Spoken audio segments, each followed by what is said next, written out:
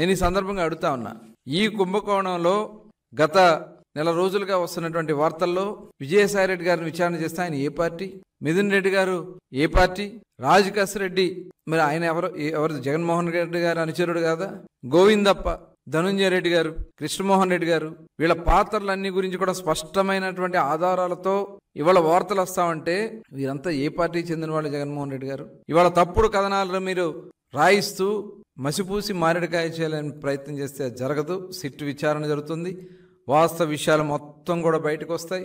ఎవరెవరు దీంట్లో పాత్రలు ఉన్నారో, పాత్రదారులు, సూత్రధారులు, ఎవరెవరు ఎక్కడ ఎంత దోపిడీ చేశారో మొత్తం కూడా బయటకు వస్తుంది. 2019లో వీరెవరికన్నా మద్యం వ్యాపారాలతో సంబంధాలు ఉన్నాయా? 2019కి ముందు మద్యం వ్యాపారంతో సంబంధం లేనటువంటి వీళ్ళు మద్యం వ్యాపారానికి కేవలం మీ ప్రభుత్వంలో వచ్చింది వాస్తవం కాదా?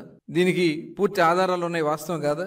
ఇంకా ఏదో మభ్య పెట్టాలని చూస్తున్నారంటే ఒకసారి మనం అందరం కూడా ఆలోచించాల్సినటువంటి విషయం.